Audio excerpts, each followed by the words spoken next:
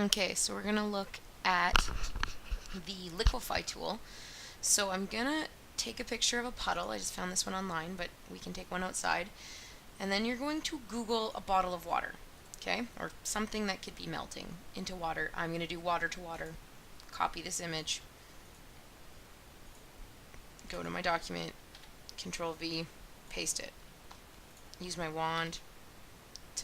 I hit W for wand, hit the white, hit delete. Now I'm going to hit Control D to deselect, Control T to transform, hit enter. Didn't really get all the white. Control D to deselect. Okay, so now I have my bottle of water. How am I going to make it look like it's melting into the puddle?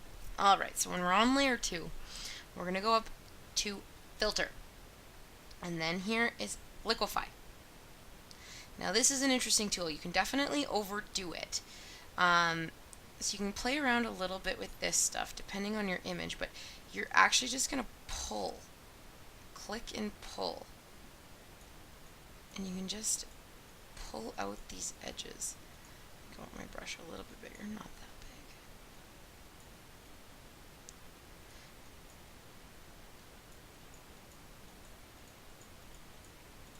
It's a pretty interesting tool. Zigzag it a bit. Okay. This looks like it's melting. Perfect. Hit OK. Awesome. So now I have my water bottle. I've liquefied the bottom. Now how in the heck am I going to kind of make this look like it's actually a part of this puddle? So our favorite thing, we're going to mask. I'm going to create a mask over top of the water bottle. I'm going to hold Alt to zoom in a little bit. Now on the mask, I hit B for brush. I'm going to make it a little bit bigger. And I'm going to adjust my opacity. So this means how much the mask is, or the brush is going to put down. So not 100% of my black color or my white color, but I want 29%. So this means it's only going to take away, or what, you can play around with it, but I'll do 20. This is just going to take 20% of the color away at once. So you'll see what I mean. So as I click, do you see it's kind of slowly lightening that edge? Hardness, perfect. So I want it nice and fluffy, so 0. And you can kind of start taking away those edges. And I can actually do that for the whole bottle to try to get it a little bit see-through. Again, I'm on the mask.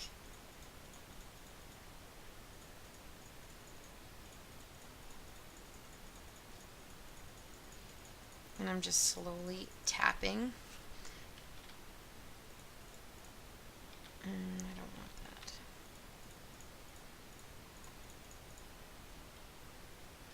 And you can play around, add a shadow, maybe an underneath layer. So layer 3 we could call a shadow. I can't do a drop shadow very well with my water bottle layer. Ooh, I can spell. And then layer 1 is my puddle. Okay, so my shadow. Here, I'm going to hit B for brush. Again, adjust my opacity so it's just a little bit. Right now I have the color gray. And I'm painting behind my water bottle to give it some shadow. You're going to want to try to match the shadow that's already there. So this kind of looks silly, but the cool thing is now I can hit E for eraser. Because it's its own layer, I can also adjust the opacity of my eraser so that it doesn't take away all the gray, just some. And you can kind of click until it's what you want. And if this looks silly still, you can play around with the blend modes to try to see if anything looks more natural. Overlay is usually my go-to,